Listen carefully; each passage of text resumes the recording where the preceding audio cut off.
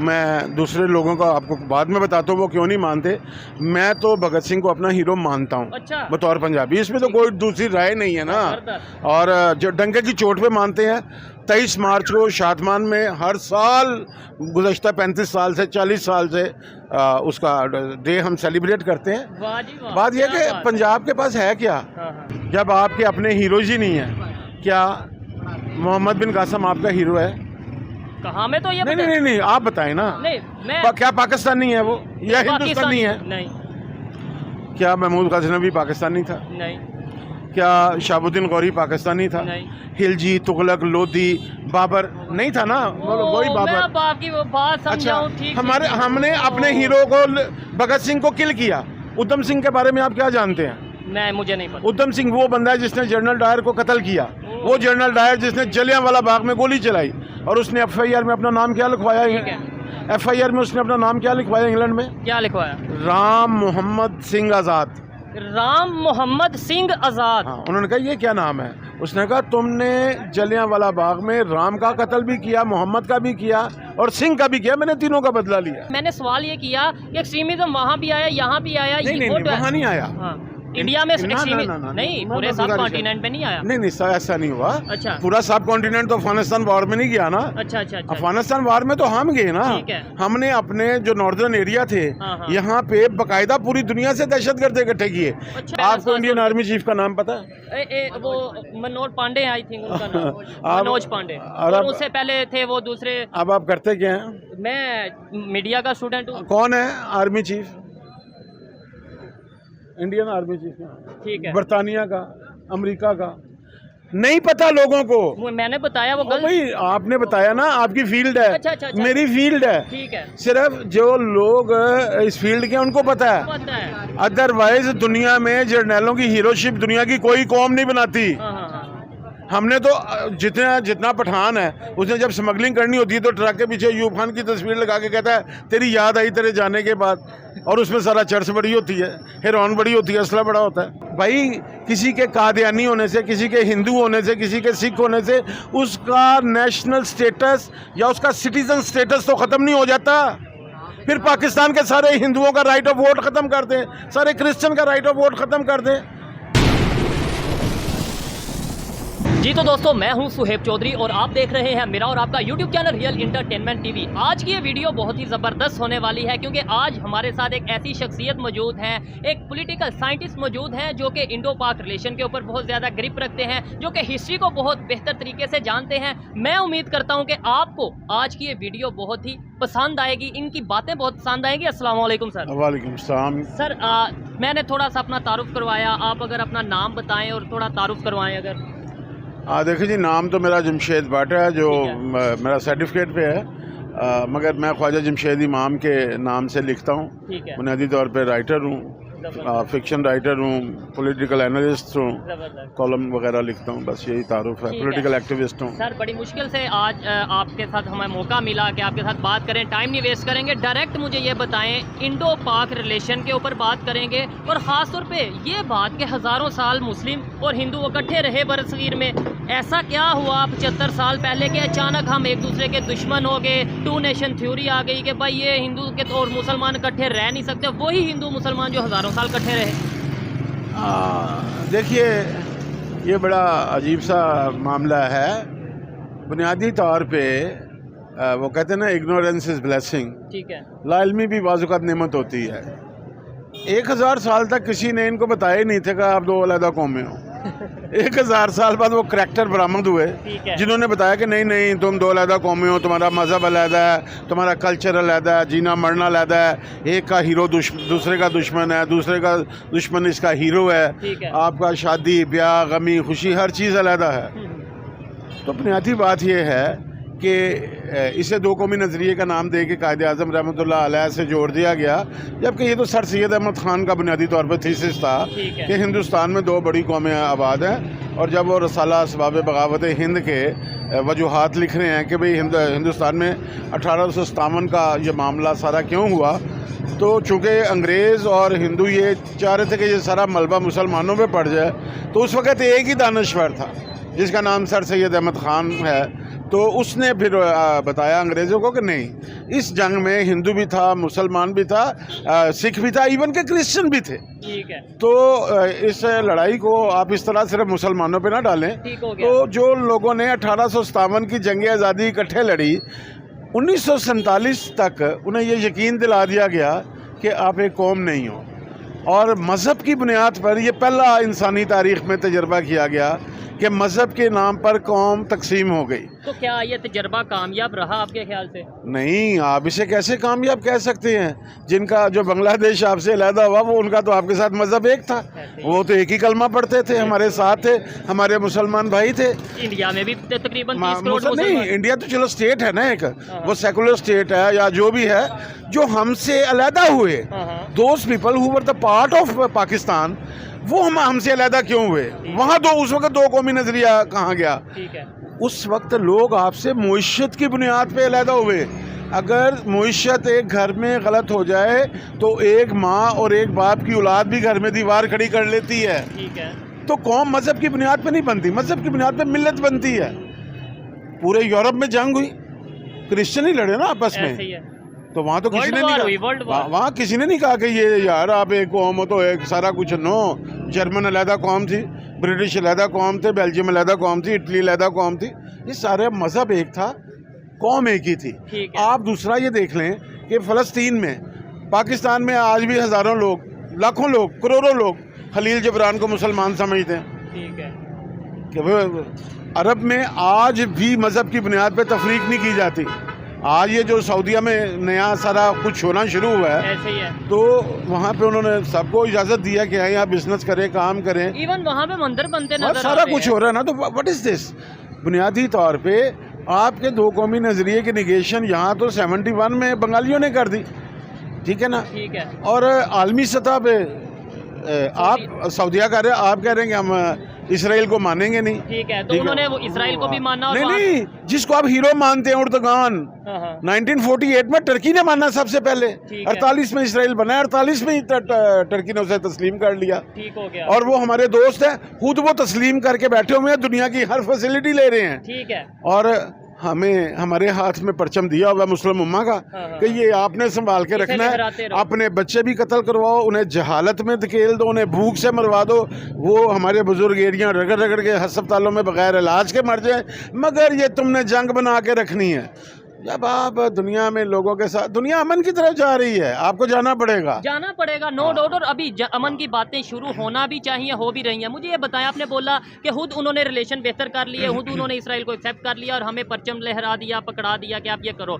दूसरे नंबर पे आपने बात की जहालत की, एक्सट्रीमिज्म की बात करें, वो कब आया यहाँ पे या ओवरऑल बरसगीर में एक्सट्रीमिज्म कब आया?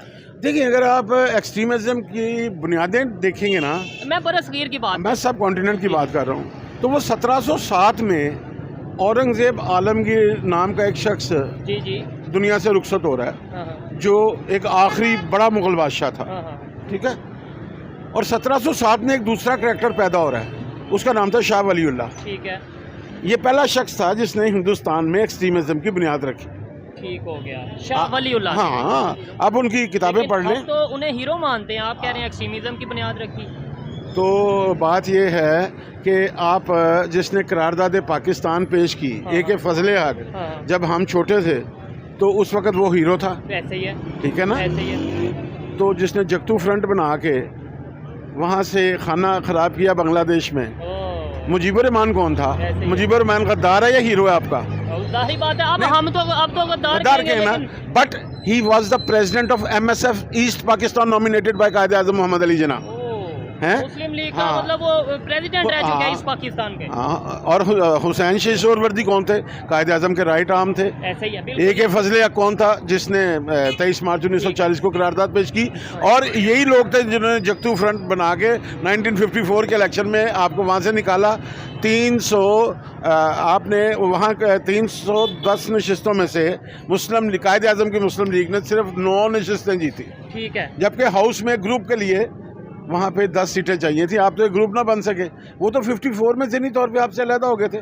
आपने पहले गोली चलाई उन पर ज़ुबान की बुनियाद पे, जो 7 करोड़ जो एक ज़ुबान बोलते थे, एक ज़ुबान बोलते थे, इधर बोलते थे, इधर 5 करोड़ जो है ये 7 जुबानें बोलते थे, तो आपने कहा चलेगी, आपने कहा चलेगी ये, तो फिर ऐसा कौमों के दरमियान अच्छा, नहीं होता। एक्सट्रीमिज्म की बात हो रही थी। फिर देखें अब अगर इंडिया पाकिस्तान की बात करें, क्योंकि इंडो पाक पे बात कर रहे हैं, इंडिया पाकिस्तान, इंडिया में भी मुसलमान मौजूद हैं, पाकिस्तान में भी मुसलमान मौजूद हैं, दुनिया जितनी तेजी से डेवलपमेंट की तरफ जा रही है, एक्सट्रीमिज्म पूरे सब कॉन्टिनेंट में अगर आया, लेट्स सपोज जब भी आया, ठीक है, जो आपने बताया, अभी दूसरी दुनिया जोन सी है, अगर इंडिया की बात करें, वो आईटी में बहुत तेज़ी से ग्रो कर रही है, वो मेडिकल में बहुत तेज़ी से ग्रो कर रही है, वो अपना जो सा दूसरे जितने भी फील्ड्स हैं, अगर इंटेलिजेंस की बात करें, उसमें आर्टिफिशियल इंटेलिजेंस की बहुत तेज़ी से ग्रो कर रही है। हमारे यहाँ पे ये चीज़ें क्यों नहीं, मतलब हम भी चलें थोड़ा सा बेहतरी की तरफ तो आते। देखिए भाई, आप अगर गंदम बीजेंगे तो चावल तो नहीं होगा पैदा, ठीक है ना। उन्होंने जो बीजा वो फसलें ले रहे हैं, ठीक है। आपने शाहदौला के चूहे पैदा किए अपने सिलेबस के ज़रिए, अपने निज़ाम तालीम के ज़रिए, और आज वही नस्ल आपके सामने खड़ी है, ठीक है। आपने मिस्टर जना के नैरेटिव को बर्बाद किया। आपने मिस्टर जना की आखिरी तकरीर अगर सुनी हो या पढ़ी हो 11 अगस्त 1947 की, तो मिस्टर जना का नैरेटिव बिल्कुल क्लियर है कि वो किस तरह की रियासत चाहते थे, ठीक है। और वो सीधा कह रहे हैं कि आपको अल्लाह ताला ने ये मुल्क दे दिया है, तो अब आप सारे equal citizen of the state हो, ठीक हो गया, ठीक है ना। लेकिन एक सवाल ये पैदा उठता है, फिर दोबारा एक मेरे माइंड में क्वेश्चन है, वो करेंगे। सो आपने बोला, मिस्टर जना ने बोला सब इक्वल हैं, चाहे हिंदू हैं, मुस्लिम हैं, क्रिश्चियन हैं, जो भी हैं सब इक्वल हैं, ठीक है। लेकिन 1947 से पहले वही जना साहब कहते नजर आ रहे थे कि भाई हिंदू मुस्लिम इकट्ठे नहीं रह सकते, मतलब पाकिस्तान में इकट्ठे रह सकते हैं। मैं गुजारिश करता हूँ, नहीं, मेरा सवाल समझे। हाँ मैं समझ गया। गुजारिश ये है कि जो लीडर होता है ना, पॉलिटिकल लीडर, जब वो स्टेज पे बात कर रहा होता है ना, स्टेज पे पब्लिक मीटिंग पे कर रहा होता है ना, तो उस वक्त वो अवामी ख्वाहिशात को एड्रेस कर रहा होता है। उस वक्त वो अवामी ख्वाहिशात से मुतज़ाद या मुतसादम नहीं चलता, ठीक है, दुनिया का कोई भी लीडर, ठीक है। मगर जो बड़ा लीडर होता है ना, वो हमेशा माँ की तरह होता है। बच्चा बाज़ औक़ात किसी ऐसी चीज़ के लिए ज़िद करता है जो उसकी सेहत के लिए नुकसानदेह होती है, तो माँ बाप फिर उसकी तवज्जो इधर उधर हटा के उसे कुछ दूसरा दे देते हैं। यही हिसाब बड़े लीडर का होता है कि चूँकि उस वक़्त ये नैरेटिव पॉपुलर था, आज भी है, तो इसका मतलब नैरेटिव से खेला गया है। हाँ, पूरी देखें, आपके मुल्क में आज भी मजहबी नैरेटिव बिकता है, एंटी एस्टेब्लिशमेंट नैरेटिव बिकता है, एंटी अमेरिकन नैरेटिव बिकता है आज भी, इसलिए एंटी इंडिया नैरेटिव बहुत बिकता है। वही ना, एंटी एस्टेब्लिशमेंट नैरेटिव जो है वो इसलिए बिक जाता है कि यहाँ पे एक स्कूल ऑफ थॉट है जो यकीन दिला रहा है हमें तवातर और तसलसल के साथ कि ये जो किया ये फौज ने किया, जो किया ये सिविल एंड मिलिट्री ब्यूरोक्रेसी ने किया। एक्चुअली हमारी बदकिस्मती ये है कि ये तो एक ऐसा मुल्क था जो 47 में बना और 73 तक इसके पास अपना आइन भी नहीं था, और जो 2 आइन बने उनकी कोई औकात नहीं थी, उनकी कोई हैसियत नहीं थी। एक फर्द वाहिद ने बनाया 56 का, और एक अयूब खान ने बनाया, वो भी अकेले आदमी ने बनाया, और अपने बनाए हुए आइन की 20 बार उसने वायलेशन कर दी। ठीक हो गया। तो 73 के कॉन्स्टिट्यूशन के बाद देख लें, उसमें आर्टिकल 6 होने के बावजूद 2 बार कू हो गया। ठीक है, तो फिर इसका मतलब है जो पब्लिक में, अगर आपके बोला, आपने बोला एक नैरेटिव है कि जो करवा रही है आर्मी करवा रही है, मैंने नहीं कहा, पब्लिक का जो एक नैरेटिव है कि आपने उसको कोट किया है, ठीक है, तो इसका मतलब वो ठीक हुआ ना, कि जैसे आप ये बोल रहे हैं। सवाल ये है, क्या पाकिस्तान की फौज पॉलिसी मेकर है? लेकिन तो जवाब है नहीं। ठीक है, जितने भी आइन बने हैं, कॉन्स्टिट्यूशन बने हैं, वो मोस्टली किसने बनाए हैं? कॉन्स्टिट्यूशन जो है वो नहीं बनाए। अच्छा। कॉन्स्टिट्यूशन तो भट्टो साहब ने बनाया ना। अच्छा। असेंबली ने बनाया। असेंबली ने बनाया। हाँ। लेकिन अगर बात करें यहाँ पे वो जो 73 का आइन जब बना ना, उस वक्त तो फौज बैकफुट पे थी। हाँ। पाकिस्तान टूटा हुआ था, ऐसे ही है। उस वक्त तो फौजी मुंह छुपाते फिर रहे थे, तो जिस वजह से ये आइन बन गया। अब क्वेश्चन जो है वो आपका ये बनता है, या मेरा जवाब ये बनता है यहाँ पे कि आपने देखिए, अभी आपने मिसाल दी जापान की, अभी बैठे हुए थे, जापान पर आइटम बम गिर गया 2 मुल्कों पे, हिरोशिमा नागासाकी पे, 2 शहरों पे जी। उसके बाद अमेरिकी प्रेसिडेंट एक जिल्लत अमेज सुलहनामा लेके गया, जिल्लत अमेज, शहनशाह जापान के पास। किसी कौम पे इससे ज़्यादा बुरा वक्त नहीं होता कि उसके 2 शहरों पे एटम बम गिरा हो। ठीक है। उन्होंने वो जिल्लत अमेज शरतनामा या वो सुलहनामा उसके आगे रखा है, तो उसकी लातादाद शर्तें थी, 50+ थी। ठीक है। उसने स्टडी की और देखी, रीडिंग के बाद उसने सिर्फ 1 लाइन काट दी, 1 लाइन काट दी। तो अमेरिकन प्रेसिडेंट ने कहा कि ये क्या होता है, हम आपकी ये बात नहीं मान सकते। ठीक है। तो उन्होंने कहा अगर आप ये बात नहीं मानेंगे तो फिर जंग होगी। उसने कहा फिर ये बात मान ली तो तब भी मारे जाएंगे, तो क्यों ना हम आपके साथ लड़के मर जाएं। ठीक हो तो गया। और वो क्या थी? वो बात थी कि हम अपना निज़ाम तालीम और नसाब तालीम वो किसी को मुरतब नहीं करने देंगे। पाकिस्तान में जो निज़ाम तालीम है या जो एजुकेशन सिस्टम है, क्या वो हमारा अपना है? नहीं, ये तो शाह-दौले के चूहे पैदा कर रहा है। आप माशाल्लाह पढ़े लिखे, मैं अगर आपसे ये पूछूं कि 23 अप्रैल 1940 को क्या हुआ था, तो आपका क्या जवाब होगा? ठीक है, एक मतलब ये करारदाद मंजूर हुई। और 19 अप्रैल को क्या हुआ? 19 मार्च को क्या हुआ था? 19 मार्च को क्या? 4 दिन पहले। जी नहीं पता मुझे। हाँ, तो इसका मतलब ये है कि आपसे तारीख छुपाई गई है। अच्छा, ये चीज मतलब बड़ी ऑथेंटिक बात है। अच्छा, 19 मार्च को लाहौर में हाकसरों पे गोली चली थी, 313 हाकसर शहीद हो गए थे। अच्छा, क्यों नहीं है वो सिलेबस में? ठीक हो गया। क्या वो इसराइल की जंग लड़ रहे थे? वो भी तो पाकिस्तान की जंग लड़ रहे थे, ताजदार बरतानिया के खिलाफ लड़ रहे थे। ठीक है, हमने अपने हीरोज को छुपाया है। ठीक हो गया। जिसकी वजह से हमने उनका, जब मैं छोटा था तो मेरी हिस्ट्री पता कहाँ से शुरू होती थी? चंद्रगुप्त मौर्य और अशोक से। अच्छा, क्या हिस्ट्री? जो हिस्ट्री की किताब थी मेरी, अच्छा, वो चंद्रगुप्त मौर्य और अशोक से शुरू होती थी। और जब मैं मैट्रिक में गया तो चूंकि अफगानिस्तान में फौज आ गई हुई थी रशियन, तो उस वक़्त सिकंदर आजम से शुरू होती थी 326 कबल अज़ मसीह, और सीधी 712 मोहम्मद बिन कासिम पे आती थी। दरमियान की सारी तारीख गायब कर दी गई, कर दी गई। अच्छा, अगर हम बात करें भगत सिंह की, वो भी हमारे यहाँ के मतलब हीरो थे, मतलब उन्हें उनका क्यों नहीं थे? नहीं हैं, हीरो हैं, लेकिन यहाँ के थे तो उनका हम क्यों नहीं किसी बुक में लिखते? किसी बच्चे को इवन नहीं पता होगा। मतलब देखें, बड़ी डीप बातें हैं जो इन्हें पता है। मैं चाहता हूँ ज्यादा से ज्यादा इनसे मतलब मुझे भगत सिंह के बारे में बताया जाए। देखें, बात ये है, मैं दूसरे लोगों का आपको बाद में बताता हूँ वो क्यों नहीं मानते। मैं तो भगत सिंह को अपना हीरो मानता हूँ। अच्छा, बतौर पंजाबी, इसमें तो कोई दूसरी राय नहीं है ना। और जो डंके की चोट पे मानते हैं, 23 मार्च को शादमान में हर साल गुज़श्ता 35 साल से 40 साल से उसका डे हम सेलिब्रेट करते हैं।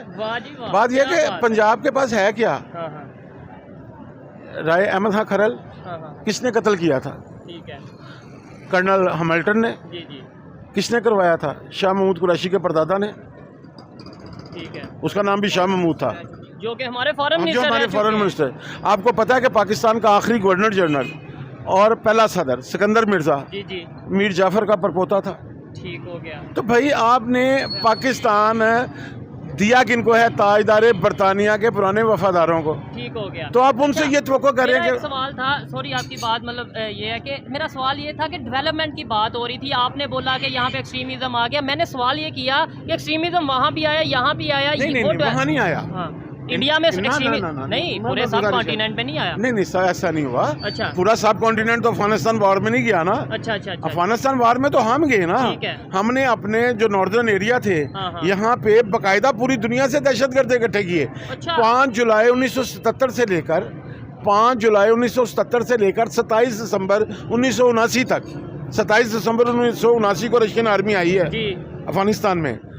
5 जुलाई से 77 से लेकर 27 दिसंबर 1979 तक पूरी दुनिया के दहशतगर्द और जंगजू हमने इकट्ठे किए। वो अफगानिस्तान नाम क्या दिया? मुजाहिदीन का नाम दिया। और जब जंग खत्म 87 में, जब उसने रेगन ने और गोरबाचोव ने हाथ मिला के कोल्ड वार के खात्मे का ऐलान किया तो वो चले गए। अच्छा, तो जो मुजाहिदीन हमने तब बनाए, हमारे बकौल मुजाहिदीन, आज वो जंग खत्म हुई है। वो हमने नहीं बनाए, पहले ये क्लियर कर ले। किसने बनाए? मैं बताता हूँ। वो आलमी सरमायादारी ने बनाए। तो ट्रेंड किसने किया? नहीं हमने किए। हमसे मुराद ये ना, नहीं हमने अगर देखे, मैं हमारी जमीन इस्तेमाल हुई, हमने ट्रेनिंग दी, मगर उसके मुजरम अमेरिका भी है, उसका मुजरम बरतानिया भी है। हाँ है, लेकिन हमने उन्हें फैसिलिटेट किया। देखें, हम कैपिटल एक्यूज्ड हैं, ठीक है, मरकजी मुजरम हम हैं, मगर इनको भी FIR से खारिज ना करें। ललकारे और जफे वाला भी होता है ना साथ ही। अच्छा, फिर यहाँ पे ये सवाल भी उठता है कि देखें, आपने बोला अमेरिका भी बीच में था, लंदन भी बीच में था, बरतानिया, सऊदीया, कुवैत सब थे। आज वही अमेरिका उठ के कहता है कि पाकिस्तान में टेररिस्ट मौजूद हैं, जबकि वो वही लोग हैं जिन्हें हमने ट्रेंड किया, वही ग्रुप आगे चल रहे हैं ना। तो उन्होंने तो अपनी साइड कर ली, टेररिज्म का जो टैग है वो हमारे ऊपर लग गया। ये तो देखें, अब या तो जनरल जिया आके कब्र से उठ के आके जवाब दे, तो या इस पाकिस्तान में जो जिया मेंटालिटी के लोग हैं वो जवाब दें। मैं तो जब जियाउल हक मौजूद था तो मैं उसका बदतरीन मुखालिफ था।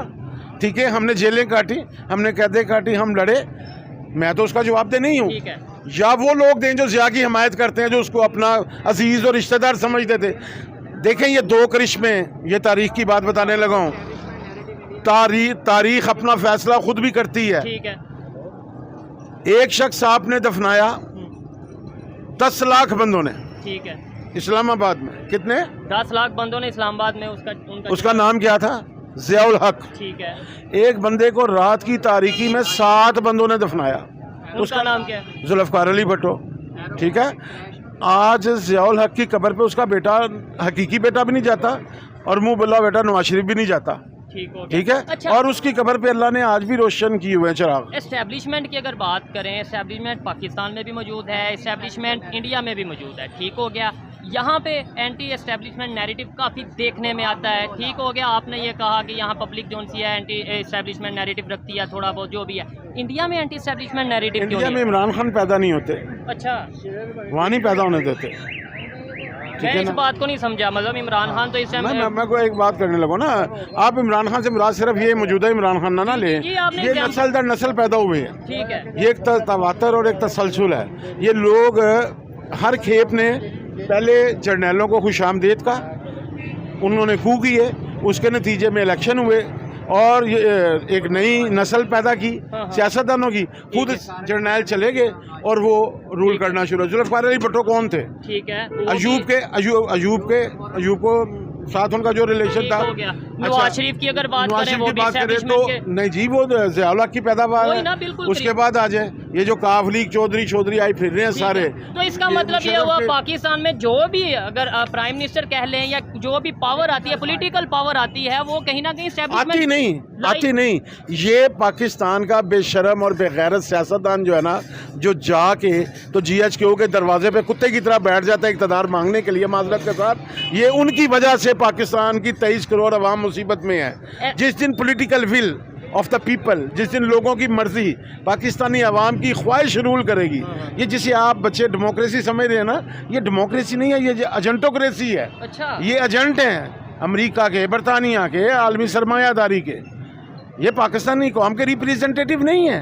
ठीक हो गया, ठीक है, बड़ी बड़ी गहरी बात है। अच्छा, अगर बात करें, यहाँ पे भी अदारे हैं, वहाँ पे भी अदारे हैं, बैलेंस ऑफ पावर हमें देखें, हम इंडो पाक पे बात कर रहे हैं, balance of civil military balance. आपको इंडियन आर्मी चीफ का नाम पता है? वो मनोज पांडे, आई थिंक उनका नाम मनोज पांडे, और उससे पहले थे वो दूसरे। अब आप करते क्या हैं? मैं मीडिया का स्टूडेंट हूँ। कौन है army chief? Indian army chief. ठीक है, बरतानिया का, अमेरिका का नहीं पता लोगों को। मैंने बताया वो गलत। भाई आपने बताया ना, आपकी फील्ड है। अच्छा। मेरी फील्ड है। ठीक है, सिर्फ जो लोग इस फील्ड के उनको पता है, अदरवाइज दुनिया में जर्नैलों की हीरोशिप दुनिया की कोई कौम नहीं बनाती। हमने तो जितना पठान है, उसने जब स्मगलिंग करनी होती है तो ट्रक के पीछे अयूब खान की तस्वीर लगा के कहता है तेरी याद आई तेरे जाने के बाद, और उसमें सारा चर्च बड़ी होती है, हेरोइन बड़ी होती है, असला बड़ा होता है। तो मैं गुजारिश ये कर रहा हूँ, इस मुल्क में हमने जो इस मट्टी के बेटे हैं वो पैदा नहीं किए, हमने जिन लोगों का लव फॉर लैंड है वो पैदा नहीं किया, हमने उन लोगों को पैदा नहीं किया, हमने वो निज़ाम तालीम, वो नसाब तालीम दिया ही नहीं जिससे इंसान को शऊर आए, विजन ही नहीं दिया। हाँ, हम अपने बच्चे को तबलीग पे भेज देते हैं, हम अपने बच्चे को चिले पे भेज देते हैं, हम अपने बच्चे को साल के लिए भेज देते हैं, मदरसा में साल में भेज, मदरसा नहीं मुल्क से तबलीग। अब उसका है कि सैयदना उमर रजी अल्लाह ताला अन्हु से ज़्यादा इस्लाम तो नहीं ना पता किसी को। बिल्कुल। उन्होंने जहाद पे मौजूद शख्स को 5वां महीना जहाद पे गुजारने की इजाज़त नहीं दी, कि कहा घर जाओ बीबी के पास रहो। तो यहाँ पे चल रहा है, आपने लोगों को अकीदे की बुनियाद पे बनाया है। कौमें तरक्की करती हैं साइंटिफिक माइंड से।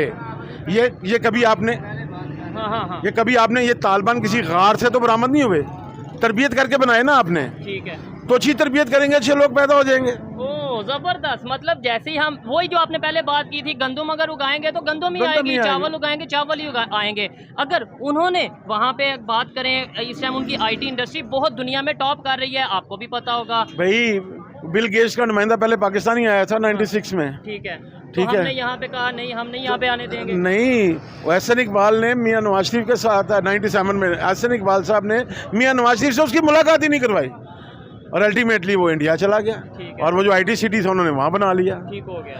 आपका सियासतदान सबसे पहले ये पूछता है कि मुझे क्या मिलेगा।